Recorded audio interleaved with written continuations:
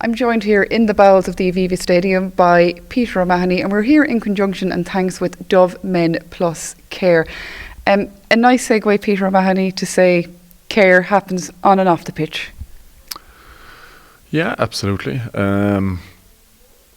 Obviously on the pitch wise, you're looking after the lads, and not even on the pitch, I suppose. Even in when we're together in camp, you're looking after each other. And I'm lucky enough to have 2 kids, so when I go home, I've a big job looking after and caring for them and Jess and all that as well. So I've battled it on all fronts. I'd imagine you probably, after the last year, you probably feel a bit battle hardened. Would that be a good way to put it? I'm a professional about 10 years now, nearly at this stage, so I've 10 years under my belt of it. Yeah. I'd imagine though, like just the World Cup hangover, all the talk, all that kind of stuff, even with 10 years behind you, I'm sure sometimes you might think, give it a rest. Look, it's part of the job. It's something that we deal with. World Cups obviously are a big occasion, as big as they come for us. But look, as I said, it's part of the job. You need to battle on and battle through. How long did it take you to turn, I suppose, the psychological page? Because I can imagine you don't just hop off the plane and say, right, that's done, move on to the next thing. It can't be that simple. No, it's not, yeah. We're getting deep here now, the psychological side of things. I love a bit of psychology. Yeah, it's... look, everyone deals with it their own way. I'm sure there was some fellas left it at the door of the plane. There's other fellas, takes a bit longer, but whatever you need to do to get yourself right. I suppose the beauty of our game and the structure of it is that we didn't have too long afterwards to be dwelling on it. We were back into the big games with our clubs for a prolonged period. There was the bones of 13 games on the bones every weekend. So you got to turn the page quickly and get on with it. They do say the best thing to do when you come off the horse, to mix another metaphor in with another sport, is to go back on the horse. Did you find that helped you, that you were able to think, okay, I have another game, I need to start focusing on this now, even if it is a different competition and even if it is that immense disappointment that you have to learn to park?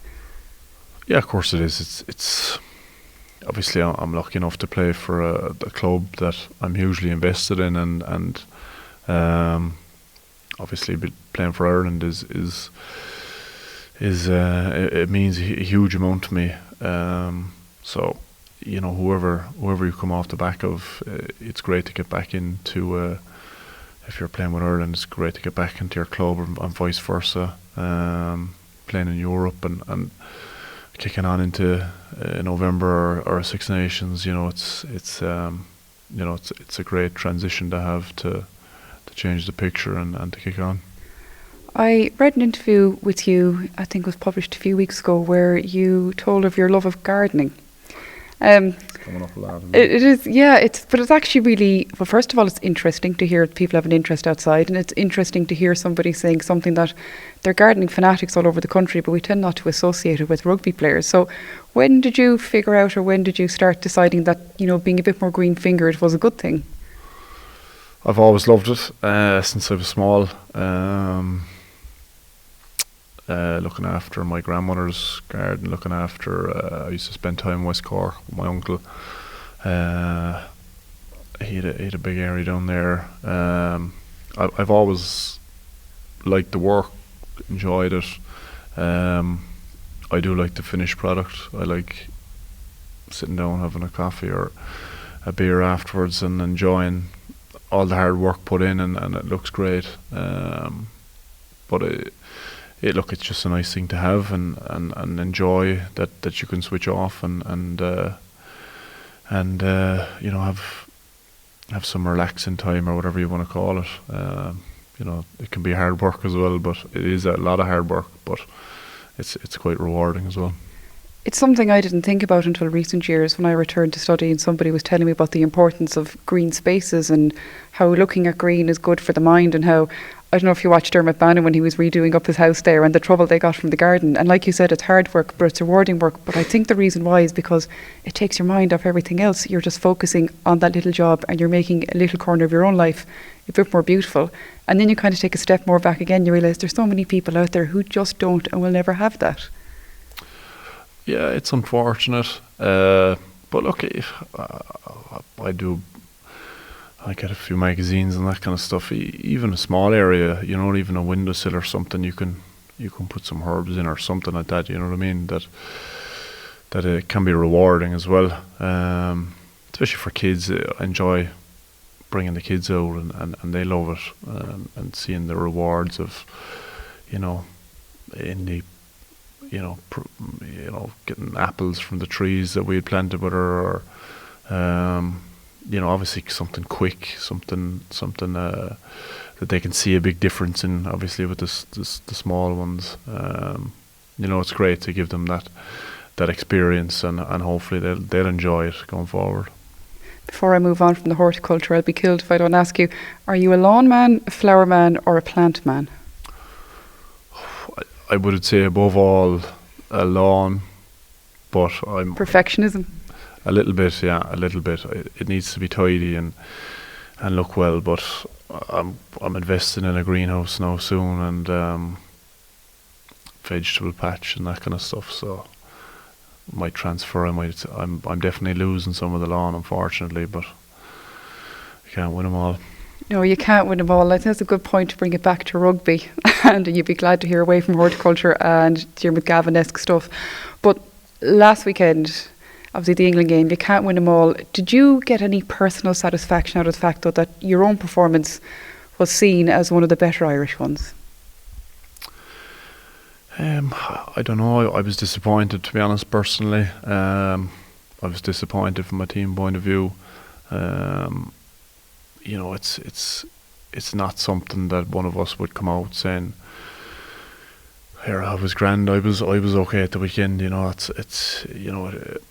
hurts us all when we don't perform in an Ireland jersey. You feel like you let a lot of people down, and they're the ones that are tough to live with and tough to take. So it's I don't think people realise how hard it can be. There's a lot of pressure on, and I suppose we're lucky. We've the big days where you win trophies and it's all great, but and that's all publicised and it's good at the time. But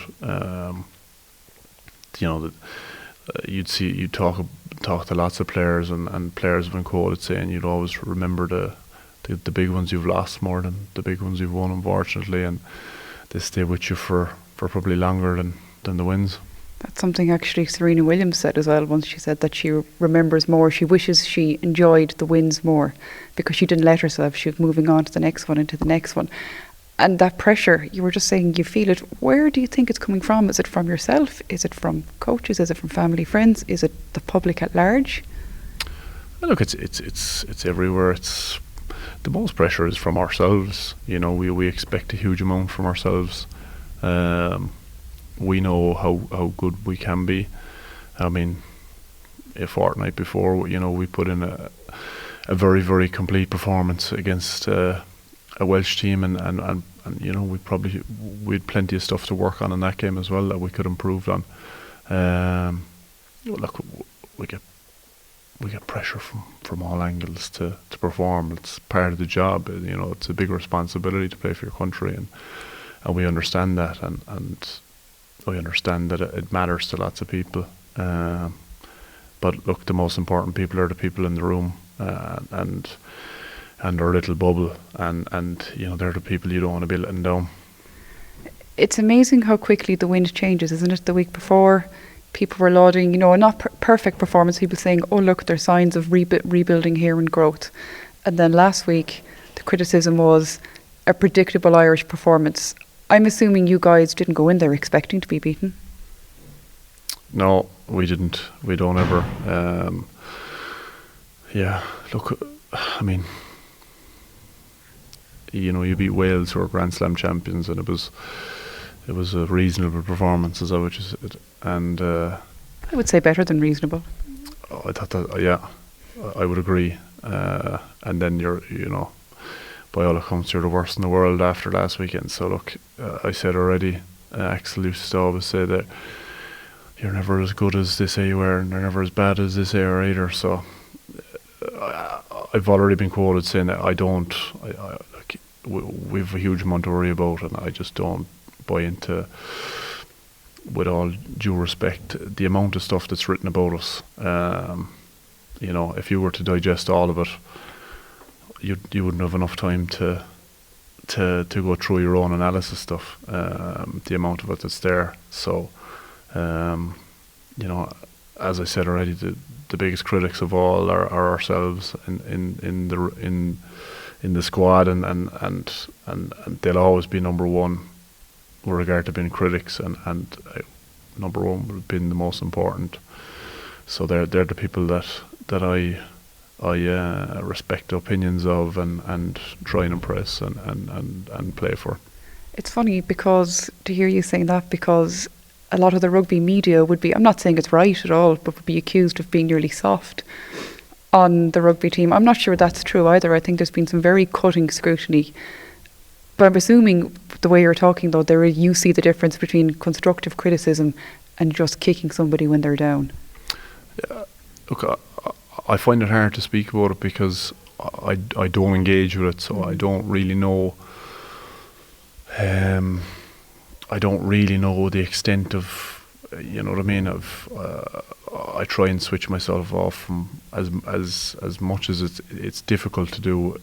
I just don't engage with it. You know what I mean. It's again, when the good days are good, you know what I mean. There's no point in reading the papers then and not now, or not after loss, not now, not after loss, or you know what I mean. So you've got to either be in or be out, and I'm not engaged with that kind of thing. There's somebody who I know very well, and his argument always is there's only six inches between a pat in the back and a kick in the arse. That's a valid point, yeah. Yeah. So at the same time, though, I'm sure some of it seeps in more than others, even when you try to train yourself to not. Because I'm just thinking back during the week on Off the Ball, Ronan O'Gara spoke saying he didn't think Johnny Sexton should have been given the captaincy. Not to critique him in any way, but he said he has enough going on. It should be another leader on the field should be given it. That kind of commentary, does that even seep in because it is the likes of Ronan, and general when he speaks he tends to know what he's talking about? Or does he? It's only seeped in with me now because you've mentioned it, you know what I mean? Sorry. Okay, I understand that people have jobs to do and people are working for these companies and that kind of thing, and that's what they need to do, and they might be their opinions and they're completely entitled to them. It doesn't give me any I suppose positivity, or it doesn't give me any buzz to pick up an article and see good or bad stuff written about someone. You know what I mean? I know Jack McGrath. I know how hard these guys are training. I know Johnny. I know Conor Murray. I know all these guys better than any of these people will ever know them. And I understand how hard they're working. I know how good they are. So that's my narrative on that's my little article on them is what I have every day with them. You know what I mean? You strike me as somebody who, over your years of playing, you've learned along the way of how to deal with things and to keep the important things important and to shove away things that are less important, probably through experience. Yeah, I suppose it is. I've never had a huge engagement with it, but I certainly over the past however many years I've just decided that it's not for me. Certainly not what I'm playing anyway. So experience, I suppose, yeah. And routine. And of course the routine has been thrown out the window thanks to the COVID-19 virus. Italy, we don't know what's happening there yet. And people may say of all the games might be the least important, but not for you guys, for personal reasons, professional reasons, and also ranking reasons. Yeah, look, it's an international that was scheduled. You know, it's very rare for something like that to happen for us, so it throws us off a little bit. But again, it's nothing that we can control. So I mean, why would we worry about it? You know, it's. I mean, even the subject alone is something to be more worried, obviously, than it is about you know, a game being cancelled. It's not something that we ever want to happen, but in the scheme of things, you know what I mean, it's not that big a deal. We'll get there at some stage. The game will be completed at some stage. Naturally, competitive animals that we are, we want to play. You want to play week in, week out, and we're used to a structure, but it's not something that we can affect, or we can have time to dwell on. You know, we turned the page straight away. We found out we're onto the French. You know, we're onto the French and reviewing them this morning, and we'll get stuck into reviewing them again Monday. Finally, my last question, you'd be glad to hear out of your hair so you can think about gardens again and grass. Munster, how's the feeling there? I know obviously you've probably been ever so slightly detached, it's probably the wrong word, one leg in, one leg out at the moment for international season. How are things feeling in the Munster camp at the moment? Yeah, look, we're feeling good. We're disappointed to be out of Europe. I'm not going to sit here and lie about that. I was trying to be delicate, but yeah, that was what I was asking about. Yeah, no, I won't. We won't shimmy around the question.